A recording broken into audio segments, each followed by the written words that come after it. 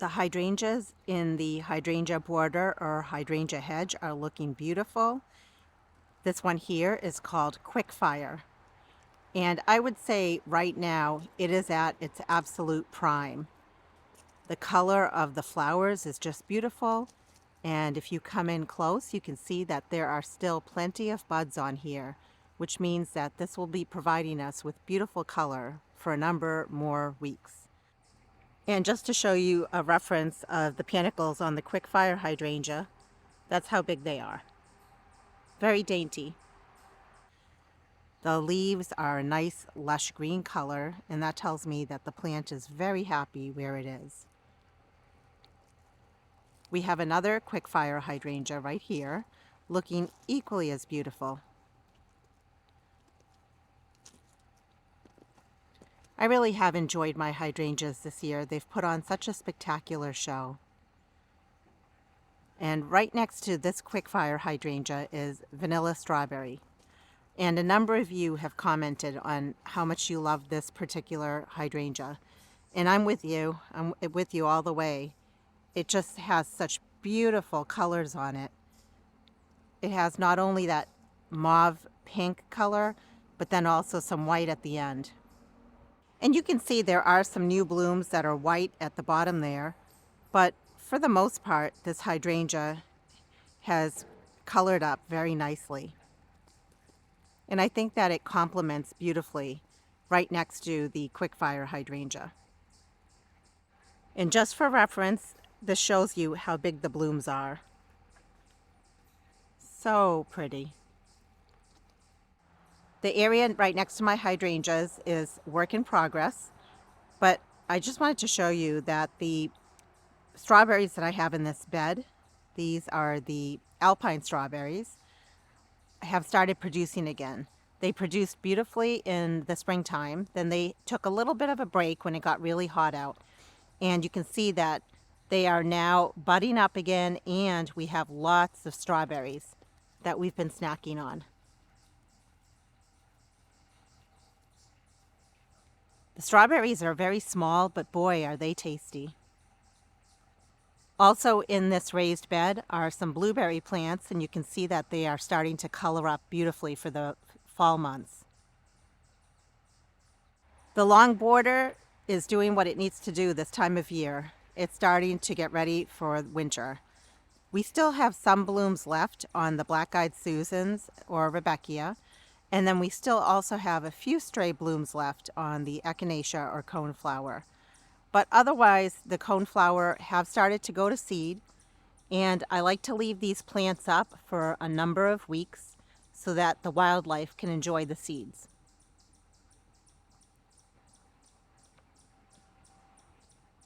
I wanted to show you this beautiful red foliage. That plant is a plant that we put in here earlier in the season. It's a penstemon, Husker's Red. And look how pretty the leaves look on that. You can only imagine once these plants get much larger, because I only put a sprig of a plant here and there in this bed, we'll have really nice red foliage to enjoy in the years to come. A really beautiful foliage plant in this bed is this plant right here, and I have it in a number of places in this flower bed. This is called Pulmonaria or Lungwort, and normally you place this in a shade garden. I have it in a full sun garden, but notice that it still looks very pretty. I love to experiment with different plants, and I have that right tucked in next to some other plants, so it's getting the shade that it needs. And in some cases, it looks prettier, and then in other cases, maybe not as much because they're not getting as much shade. But I don't mind that because they put on such a beautiful show during the early spring months that it's worth it.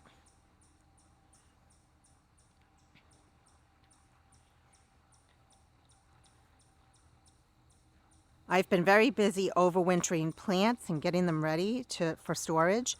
This is one that I still need to tackle. This is a type of geranium. It's a Martha Washington geranium. And I successfully overwintered this in my garage, and I had it just inside of a pot. I gave it a small amount of water, and that was it. It didn't look good during the winter months, but then it bounced right back.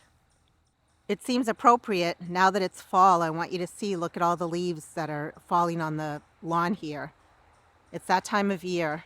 And actually, I love when the leaves fall because pretty soon it's going to be time for composting. I just noticed a happy little surprise tucked in back here. We have a beautiful little petunia, and I'll take that. It's amongst a bunch of weeds, but that's okay. And another happy little surprise that's tucked in this bed is towards the back. And this is a Miss Kim lilac. They usually bloom during the springtime, but I want you to see that it's putting off some blooms right now. And we even have some more blooms back here. At the end of the long border, we have some really pretty wax begonias. And this time of year, they are pretty much done. But I do like to leave them up because, first of all, they're still providing some color. And also, the pollinators are really still enjoying them. So it makes sense to just keep them up for as long as possible. I want to give a big shout out to my husband, Mr. Budget Gardener. His name is Brad.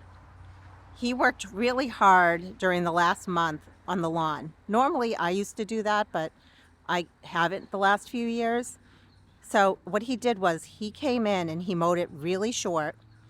And then we have a tool that's basically a walk behind dethatcher that you plug in. He dethatched the lawn, and then he top dressed it with some peat moss, and he also put down seed, grass seed. And we have a cool season lawn, so it was cool season grass seed.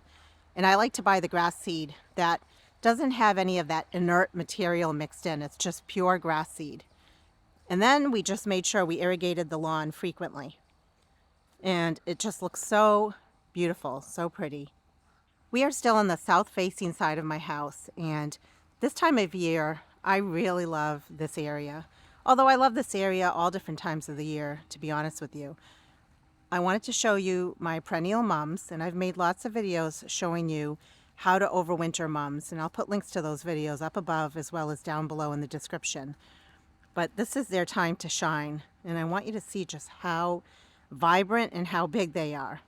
And I was very diligent about cutting them back a few times during the season, just so that they wouldn't flop as much and so that they would have that nice round habit. There's another perennial mum in here that together we planted last year. I had bought a very small plant from Walmart for, I think it was less than $2. It was a white colored mum, and you can see that not only did it overwinter successfully, but it also is budded up for us. So by the time we do our next garden tour, that should be blooming. Another plant in here that's putting on a second flush of blooms, although they're not a major flush of blooms, but they're still looking pretty, this beautiful ground cover. It's a type of dianthus, and dianthus are often perennial. They'll come back for you year after year. So if you read a tag and it says annual, give it a try. Put it in the ground. You never know. So it, like I said, it is a nice, beautiful color towards the front of the bed, but also it adds a little bit of white pops for this time of season, which I really appreciate.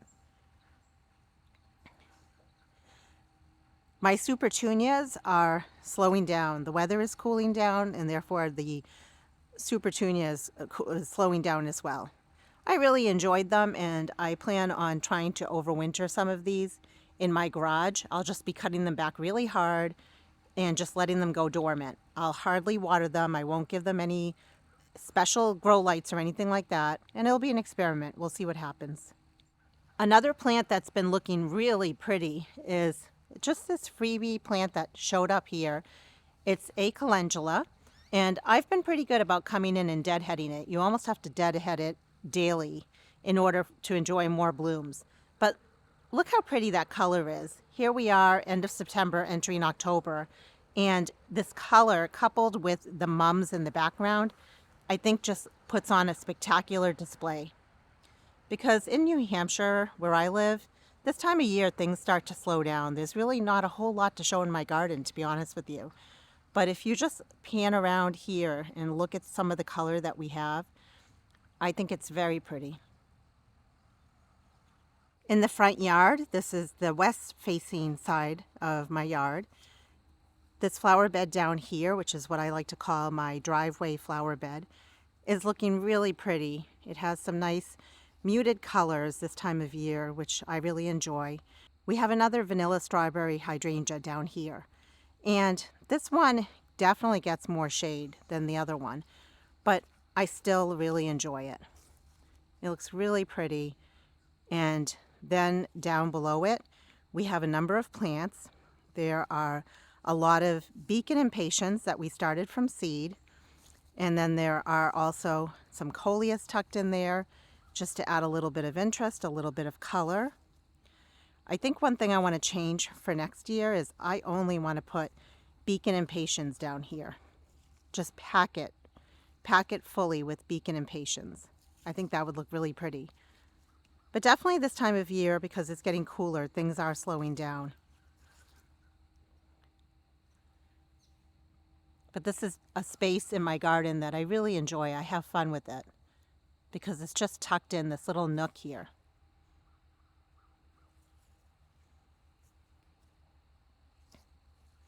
And as we pan this way, we have what I like to call the lilac flower bed, because there's a lilac tree tucked in towards the back there. We have some really pretty color happening. There was a lull in this flower bed, but there's now color again. These are a perennial mum that I got a small piece of years ago from my mother-in-law's home. And I would say they're a little bit more wild of a habit compared to the purple ones that I have near my side walkway bed. But I really love their color because they're so bright, so vibrant. I've said it the last few years, but I really mean it. This coming spring, I want to come in and divide a bunch of my mums and move them around the yard. I basically want to put the mums in every full sun flower bed that I have in my yard, which aren't many, so I just have little pockets and gaps I want to fill. I have a Autumn Joy sedum that's tucked in back here that's providing some really pretty color. I debated moving it because I felt like it was reaching for the sun, but I actually like it in here because I did cut back some daylilies so I can enjoy that sedum that's there. So if I step back a little bit, I just want to show you overall how this flower bed looks. So again, you can see all of the mums, the full show that they're just starting to put on. I want to say probably next week will be their best show. You'll see little pops of purple, and those are a perennial aster. Perennial asters come in lots of different colors, and I especially like this purple color tucked in here with the yellow. And they are just starting to bloom. They're budded up right now.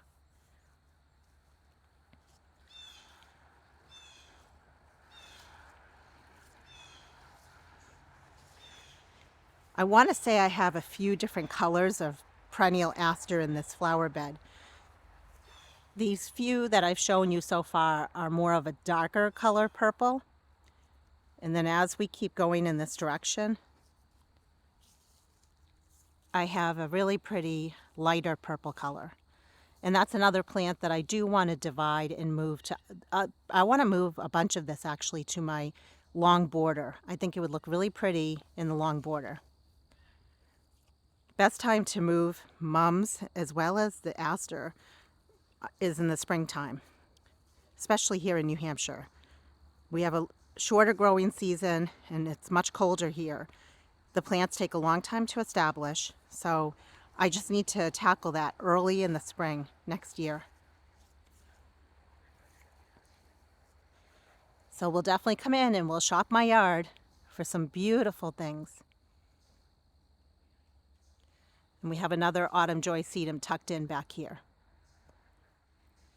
This time of year, there's not a whole lot happening in my garden, but whatever is happening, I really do enjoy. The leaves look really pretty on the lawn this time of year. An experiment that I tried, just because I had extra plants, was tucking in a whole bunch of Coleus that I started from seed. And I think I like it here. I think I like the Coleus being tucked in this area. So next year, I'll have to remember, I'd like to put some more Coleus in this area. It's basically a little area with a rock in the center. And I think it would look pretty with, maybe I could try some begonias and impatiens, because it's not a full sun area, that's for sure. I believe this area is part shade.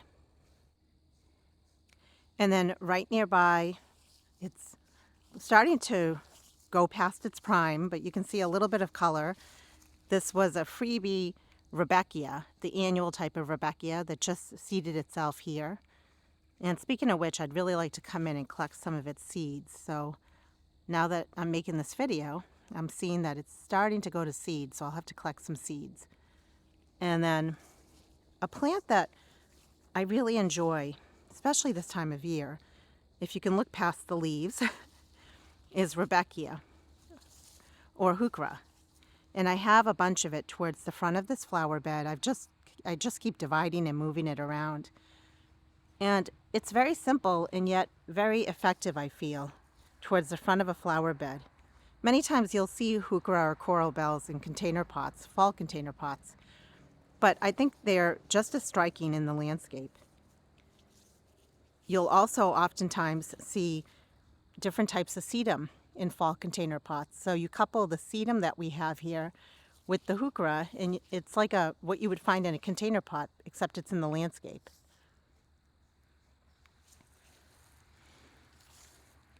This area is not full sun. I forget if it's part sun or part shade. So the sedum are doing okay, but they're definitely stretching in this area. So I may be redoing this flower bed for next year. But at least the sedum that you see here, this variegated one, looks beautiful, very pretty. And they do provide some color this time of year. So I do appreciate that. Because if I didn't have the sedum in here, even if they're stretching a little bit for light, then this flower bed would be a little quiet. And speaking of a quiet flower bed, this flower bed is pretty quiet, but I showed you in a previous video my process for deadheading and collecting the seeds of this flower here. And you can see that it's still putting on a little bit of a show. In fact, if I came in and deadheaded it some more, I'm sure it would bloom for us, but I don't dare deadhead it when there are bees on it, as you can see right there. But nevertheless, this is called Centaurea or mountain bluet. It is invasive in certain areas, but it's not considered invasive here in New Hampshire. So that's another plant that I would love to move around my gardens, because it provides that interest that you can enjoy most of the season as long as you deadhead it. Here we are at the front of my house, and this is west facing. There are a few little pops of color. I might as well at least show you what's blooming, even if it's a small bloom here or there. We have a bunch of Stelladoro daylilies that we had cut back really hard. So that's why they don't look so bad. They actually, at least they're providing some green foliage. And we have a little bloom here that we can still enjoy. And then right near it is a nice ground cover. And this is a perennial type of geranium, cranesbill geranium. So it also has a few blooms left here and there. And we've come in a number of times and deadheaded that and pruned it back. A plant that I need to be better about cutting back really hard is this one right here. I did cut it back, I think, once. I think next year I want to cut it back probably 3 times or 4 times to keep it shorter. But when it blooms, it's still going to look really pretty. It's called Montauk daisy. Now it looks like a Shasta daisy, but it blooms, as you can see, late in the season. We are in the early part of fall, and they are all budded up. So I'm guessing by the time we do our next garden tour, they should be blooming for us. And they'll put on a spectacular show of white flowers, daisy-like flowers. So as much as the plant needs to be divided, and as much as it's splaying towards the center because it needs to be divided, it's all right. Those are the things that I'm always looking for and learning from. And again, next year I'll do better with cutting it back a number of times during the season. That's a very easy plant, by the way, to propagate from cuttings. So every time I cut it back, I can take those cuttings and create more plants. We have a few other things happening in this flower bed right now. The pops of orange that you see are yellow. That's black-eyed Susan or Rebecca. I'm planning to add more of that in this garden next year. So we have a few pieces in here, but I need to add more. And then I'm just letting this plant do its sprawly thing on the floor here, on the ground. This is a beautiful freebie seedling of a morning glory. And look how pretty that is. Just yesterday, in fact, I was thinking I really should just bring a small little trellis out here and pop these on there. So if I have time, I'll do it. It's never too late, right?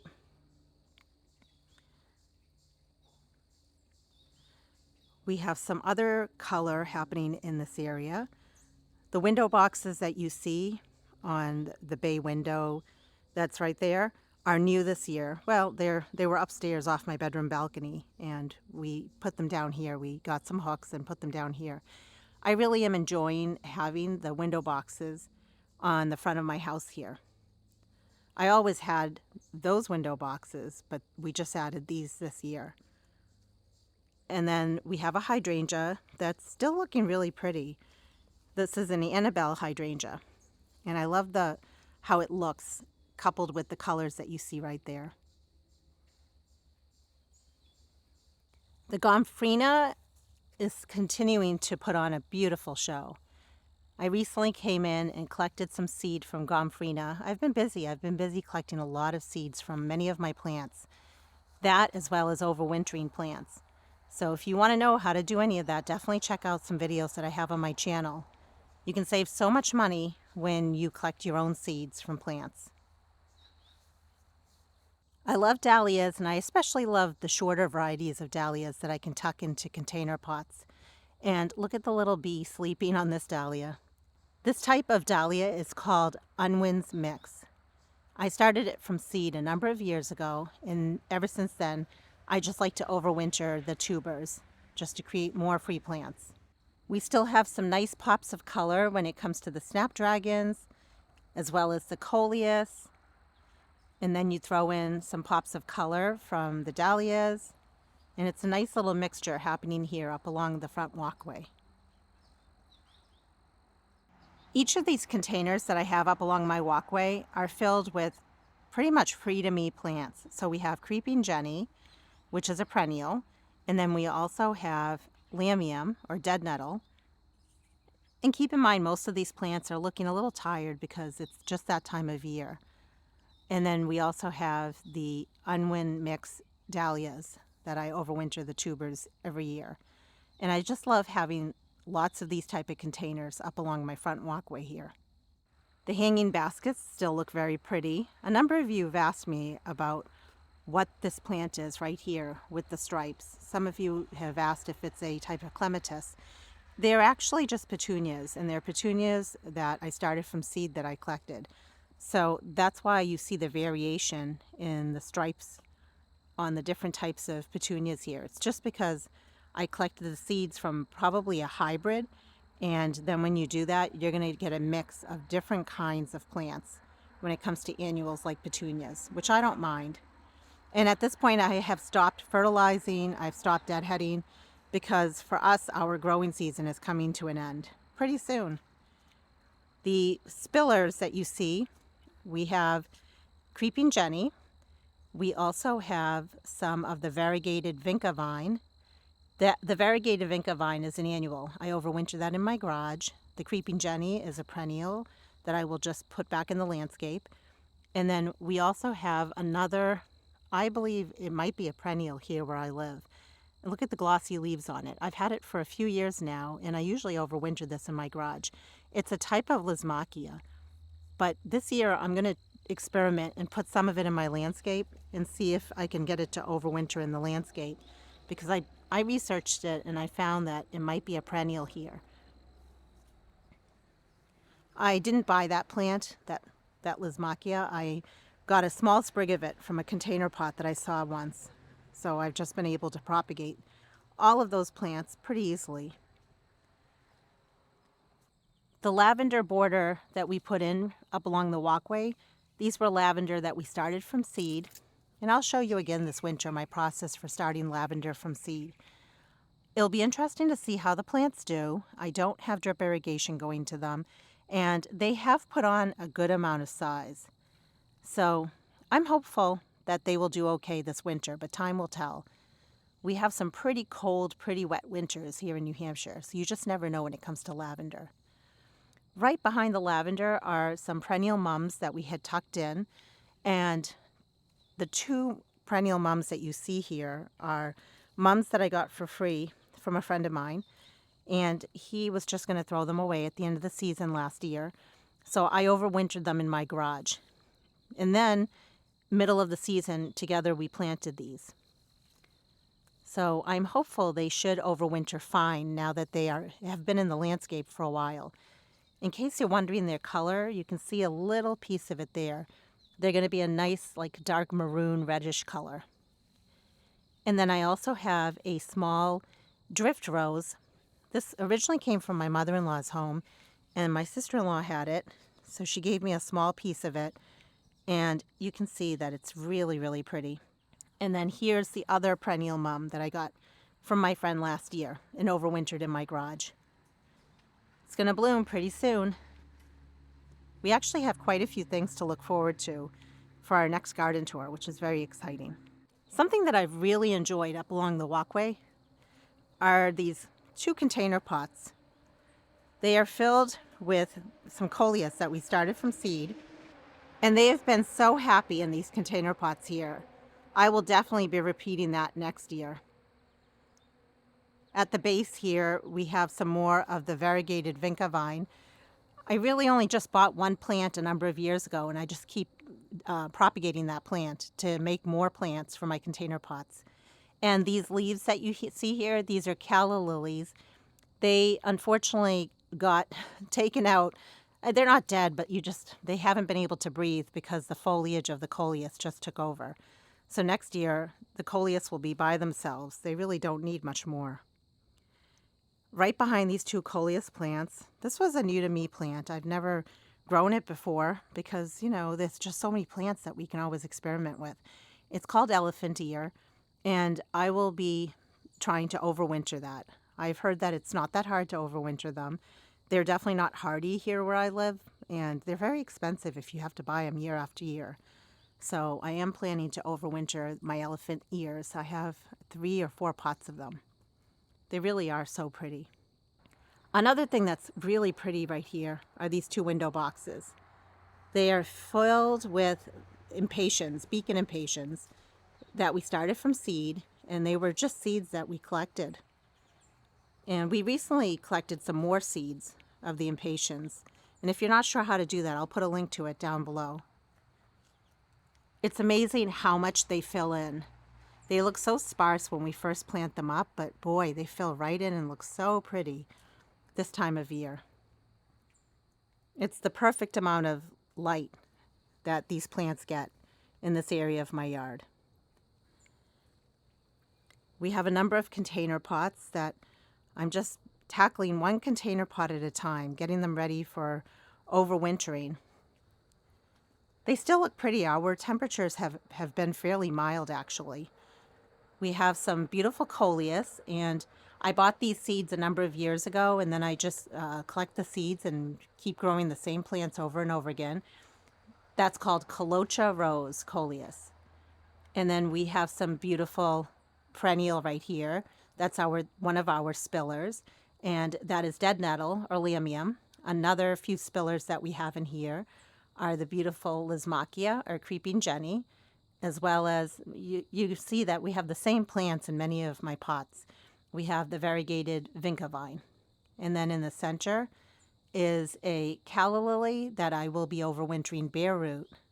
This container pot has alyssum that we started from seed, and next year I will not be putting alyssum with my dipladenia because the dipladenia just really needs to be by itself, I feel.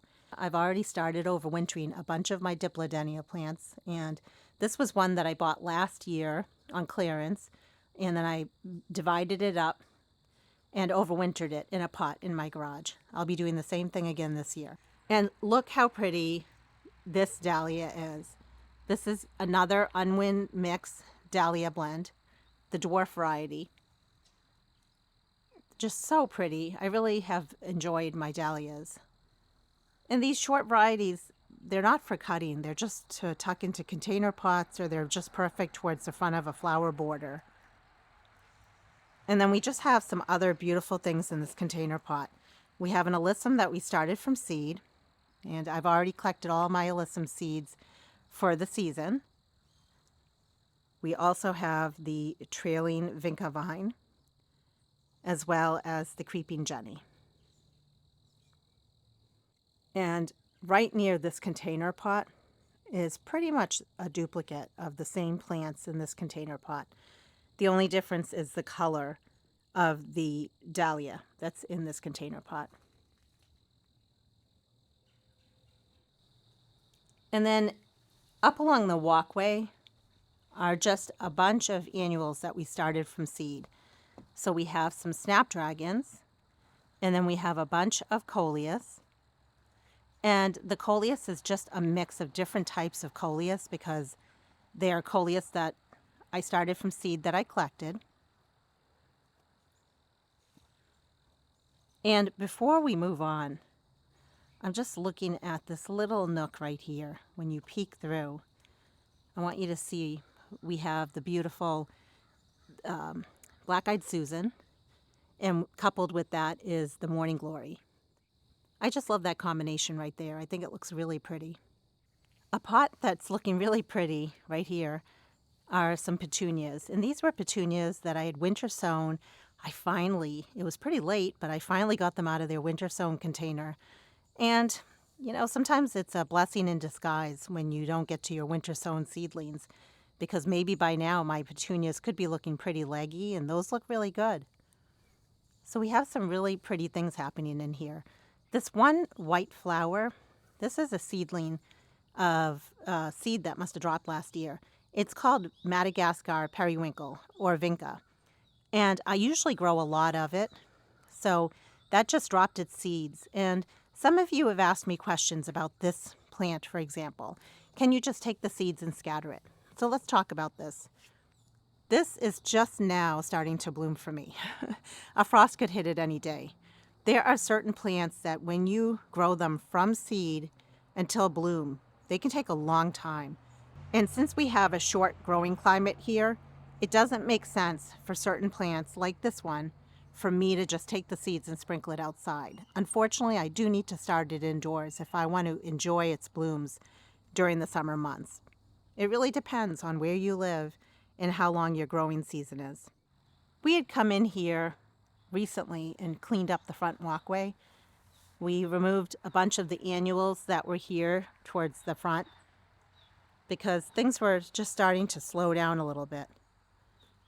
And at this point now, we're just pretty much enjoying the Coleus that's left, as well as some of the container pots that are tucked in here. I will say, though, I would love to tuck in more Gomphrena next year up along my front walkway because I'm noticing how pretty it looks this time of year. So I think that by tucking in some Gomphrena up along the front walkway would look really pretty. Right near the Gomphrena is what I call my pansy holding bed. And there were some beautiful pansies in here during the spring months. They dropped their seeds, and I just wanted to give you an update. It might look like a weedy mess in here, but trust me, this is good. These are basically small little pansy seedlings that will overwinter under a whole bunch of snow, and then next year they'll put on a wonderful show for us. In between the two garage doors, we just recently put this container pot together, and we have some Dusty Miller towards the back of it. In the center is a type of juncus grass. For a spiller, we have some lamium, as well as some creeping jenny. These were all plants that were already in here spring, summer, and now. But then we added a few additional plants. We added in some perennial heuchera, or coral bells, and then we also added in some mums. The plan for this container pot is to bring it into my garage during the winter months because I want all the plants to overwinter. I don't want to take them out of the pot and put them in the landscape.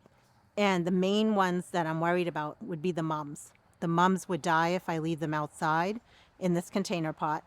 And the Dusty Miller even is not really considered hardy here where I live. It's usually hardy down to zone 7. Unless we have a very mild winter, they may overwinter. But it's especially the mums that I want to overwinter. So we will be bringing this whole container pot into the garage and overwinter all the plants and then tuck them into the landscape next spring. The Joe Pye weed still looks pretty, although this time of year you can see that it has gone by and it's now starting to set seed. And right behind the Joe Pye weed is a type of miscanthus grass. I just noticed the other day that it's starting to create the plumes that will happen. So later in the season, this will put out some beautiful feathery plumes that we can enjoy. On the other side of the side walkway bed, I want you to see we still have some beautiful green color that's provided by the dianthus.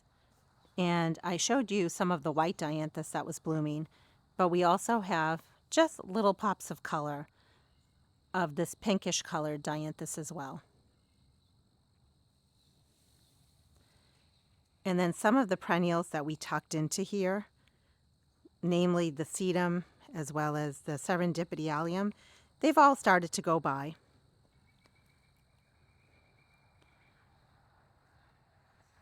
The autumn joy sedum still has a tiny bit of color left on it, but otherwise things are starting to go to sleep. But if we peek around the corner, you can see the little pops of the mum in the distance there. My front porch is my holding area for some plants that I will be overwintering in my garage. The temperatures have still been fairly mild, so I'm not ready to bring in plants into my garage that will be overwintering in pots. This container pot I still need to take apart. We have a zonal geranium in here, pelargonium, and I've already started the process with many of my geraniums, overwintering them bare root. And then we also have some more of the variegated vinca vine that needs to come out and be potted up. I'll divide it as well, and that will be overwintered. We have a Supertunia here that I'll be cutting back really hard, and I'll be overwintering that. We also have a bird of paradise.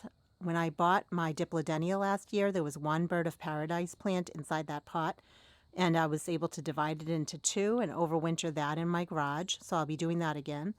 We have a number of beautiful Diplodenia that I've already potted them up. So you can see there, I potted them down, I should say, into smaller pots.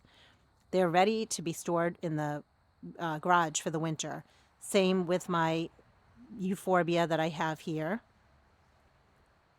And then the same thing with my Martha Washington geranium. So lots of fun plants for overwintering.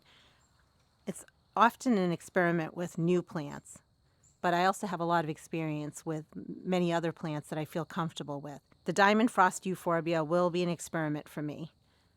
So I'll be cutting them back pretty hard. Like this one here needs to be cut back, but there are a few more over here that I did cut back hard. And then the purple heart will also be an experiment. A lot of times that's a house plant, but I want to just overwinter it in my garage. The big thing will be not giving it too much water. It's better for them to actually dry out a little bit than to give them too much water during the winter. Otherwise they can rot in the garage. Look how pretty this is. This is another one of those Diplodenias that will be overwintering in the garage, and then another Supertunia. And then we have a couple of window boxes here filled with more of the Beacon Impatiens that we started from seed. And when you're on the side porch and you're just looking over, you can see that we have some more hanging baskets filled with Beacon Impatiens, and then tucked in the back there are a bunch of Hosta.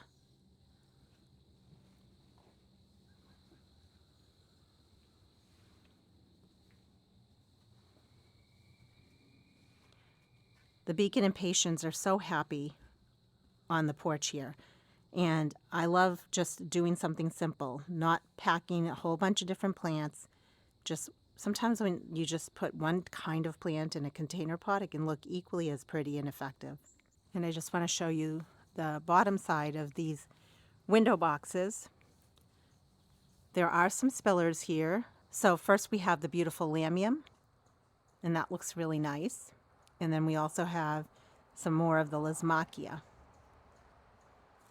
So when it comes to overwintering, the plants that will be overwintered will include this one here in the garage, but I'm also going to tuck some in the landscape as an experiment. And then this one will just be, I'll pot it up and I'm going to heal the plants out into my holding area so that they're ready for me to use for next year. But I could also take the Lamium and I could just dig a hole and plant them out in the landscape. This time of year, it's always fun to do these garden tours, but then I get distracted. I was looking right over here, and this Impatiens is going to seed.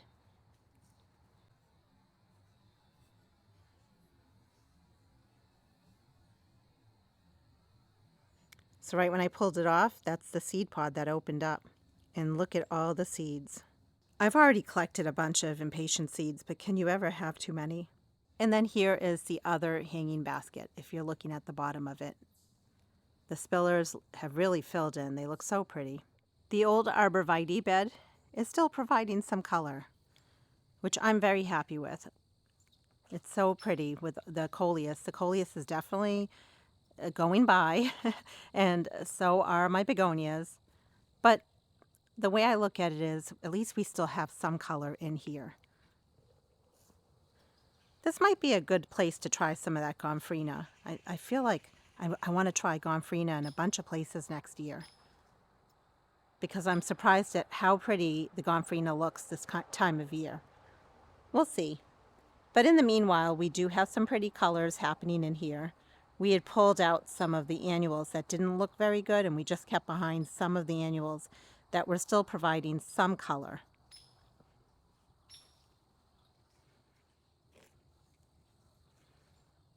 This side of the flower bed definitely has more flowers. Sometimes that just happens. I mentioned earlier about how happy I am with the amount of care that my husband put with the lawn, and it really does look pretty. But I have to show you something, because I think it's important to be real and show you, when you live in the woods like I do and you have a lot of oak trees, what happens. This happens. This is a whole bucket times 2. Well, you see some leaves, but it's mostly acorns. Look at them all. So I started the process a few days ago, and then Brad continued. We are literally hand-picking acorns. We already filled up almost a 5-gallon bucket and another 5-gallon bucket full of acorns. And in case you're wondering what we're going to do with these acorns, we're planning to put them way out in the woods because a lot of critters do eat them. They just don't eat them fast enough from my yard. The hanging baskets continue to look really pretty. They definitely get dried out, and I have to water them every day. So, and especially when we don't get a lot of rain. But it's worth it. It really is worth it. So it's mostly Beacon Impatiens and Lamium and Creeping Jenny. Same plants that I just repeat in all of my container pots. And then at the base of the tree are a bunch of mini or miniature Hosta. These are Lakeside Zinger. I wanted to come in and start dividing these and moving some more around. I just haven't gotten to it. So hopefully I'll get to it this year, and if not, there's always next year. This is my main Hosta garden, and the Hosta are now just starting to turn. They're a beautiful fall color. A lot of times I will come in here and just cut back the foliage pretty early on, because a lot of times I don't like the look of the foliage. To me, it looks dead. But I want to experiment this year. I think I want to just keep the foliage into the fall months and see what I think of it, because I might feel differently. I might look at it and say, that's really pretty, that hue of color in the fall time. And not only that, it's easier. Rather than coming in and cutting them back, which is a lot of work, if I just wait until they fully die back, then I can just come in and break them all up. So I may end up doing that. The key is to make sure you get rid of that foliage before the winter months, because you don't want pests to overwinter under the foliage of certain plants like Hosta. And I'm just stepping back. I wanted to show you if I'm in the Hosta garden looking at my house, this is what you see. So you see the side porch there with all of the impatiens. And then we have the hanging baskets that are on the trees. And then we have the back porch. And on the back porch are more impatiens. And then as we continue heading this way, we're basically heading into my backyard. And then if we look down, these are all the hosta. This was the first year where I just put impatiens in the window boxes off my back porch, and I love them. I think that they look really pretty there, and the impatiens have thrived. So I will be repeating that again next year, because to be honest with you, sometimes it's just easier to use the same plants that I started from seed and just repeat those plants over and over again. In this area here, this is what I like to call my shade garden, but honestly, much of my backyard is a shade garden. Oh my goodness. I'm just distracted. Oh boy. Again, it's so important for me to show you this because from the distance, it's like, oh, the lawn looks so pretty. But if we don't come in here and actually do this type of maintenance work, these acorns kill the lawn. They definitely kill the lawn, and then you end up with a whole bunch of bare patches or bare spots. And if we just left them until the end of the season, that also is not good. We have to be on top of it. Okay, I got distracted. That's just overwhelming. And not only do we have acorns in our lawn, we have acorns all throughout my flower beds. We all have challenges in our gardens. So if you ever look at someone else's garden and you're feeling sad or you're feeling bad, think about the acorns that some of us have in our yard. And just know that this is not fun. The shade garden doesn't have a lot of color. There is definitely texture and there is foliage. So we have a lot of different hosta. There are lungwort or pulmonaria that we really enjoy for their spotted leaves. And then there are heuchera or coral bells, but this is not one of them. This is actually a tiarella or foam flower. There are a couple of different types of goat's beard, and this one here is a dwarf goat's beard with some mini hosta next to it. We have some astilbe, and all these plants just repeat themselves in this area. We have some ferns. This is a maidenhair fern. In fact, I want to come in here soon and I want to divide my maidenhair fern. So I hope to show you that soon. I mentioned about the coral bells or heuchera. This is one of them that we have. And actually it's looking very pretty this time of year. I like the color of it. This plant looked better earlier in the season. It's looking a little tired right now. It's a type of brunnera. And then the little heart-shaped leaves are epimedium or barrenwort. And then we also have some more fern in here. This is Japanese painted fern. And then we also have some hellebores.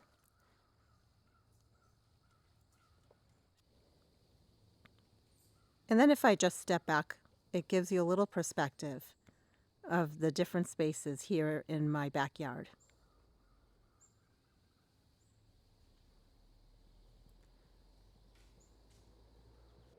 There isn't a whole lot that is happening in the remainder part of my backyard. There's a certain point where I just stopped gardening because I'm trying to focus on buttoning up garden spaces that I already have rather than creating new ones. We have some raised beds here that I've been working on lately. If you've been following along, you'll notice we took down the cucumber plants as well as the trellises, because the cucumber plants were done. And what I've been doing is working fast and furiously at potting up, well, I guess digging, dividing, potting up plants, and I'm healing them in. I figured I might as well make use of some of these raised beds that I have. So the plants that you see here, they're in small 3-inch square pots, and they're miniature hosta. And they're miniature hosta that were not looking good around my front yard pond. I do have plans for all of these miniature hosta. I'm going to be putting them in lots of different areas, so be on the lookout for that for next year. So we have more miniature hosta, and then we also have this smaller variety or dwarf variety of lady's mantle. These were also around my pond. I didn't like the look of them. I spent the time, I divided every single one up, and I have them tucked in. And I also have plans for each one of these for next year in my landscape. The tomatoes are also slowing down. I have kept a few of the tomato plants on here just because I want to see if some of these tomatoes will still ripen on the vine. But I have come in here and just stripped off a lot of the bottom leaves. I've pulled out some of the plants that didn't have any tomatoes left on them. But I am excited that I have flowers on my peas. So we should be getting some peas because it doesn't look like we have any frost in the forecast anytime soon. I also have flowers on my green beans. Fingers crossed, it would be really nice to get another harvest of green beans before we get a frost. And then I really need to come in today and pick out all of the radish that are in here. I know they're ready. I started munching on them the other day. So I'll be coming in later today and pulling out all my radish. And in this other raised bed, we also have more peas that are also blooming over here. And then we have some cilantro. These were, again, things that I planted later in the season. And some lettuce. I'd like to actually pull out some of the lettuce and put them in container pots. That will be on my side porch. I'm hoping to do that. And then we also have some more green beans. And I just want to give you a quick update in case any of you have been following along. So these raised beds were put in during the springtime. We used to have a wooden raised bed back here. And we redid all of this to put the raised beds here. And then over here was where my wooden raised bed was. And we had seeded this lawn in the springtime. It looks really nice. You can see it has filled in beautifully. The rose garden still looks really pretty as we are now in the fall season. I have enjoyed the wax begonias that we started from seed, and they still look really, really pretty, even if they're just starting to look tired from the season. And we still have some pops of color from the beautiful different roses that are in here. These are some knockout roses that are providing some pretty pink flowers. And at this time of the year, I have stopped deadheading my roses. If I lived in an area where we had a longer season, I would continue to deadhead. But it doesn't make sense at this point for us to deadhead. We have a beautiful little flower bud there. That will be a pretty yellow rose. We have a drift rose that has pretty much fully gone by, but it is popping out a couple of pretty colors of flowers here that you can see. And then look at this really pretty red rose with the water droplets on it. Looking just so gorgeous. And this rose right here is looking very pretty as well. There is a rose in here that I'd like to move next year. It's this one here. And I had started it from cuttings from a rose that I'd got from my sister-in-law's. It's really, really pretty. But its habit, to me, appears to be wild, but I don't think it's necessarily what I would call wild. I would say that it has a habit of a climbing rose, not a bush rose. So I would like to move it somewhere else in my garden next year and put it up against some sort of a trellis. I think its habit is that way, that it really should be on some sort of a trellis. So for next year, we'll plan to do that in a different video. But otherwise, the rose garden has looked really pretty, and for this time of year, it's still putting on some pretty colors. I hope you enjoyed this late September garden tour. Let me know where you live, and I'd love to hear what perennials are still blooming in your area. And until the next video, make it a great day with gardening.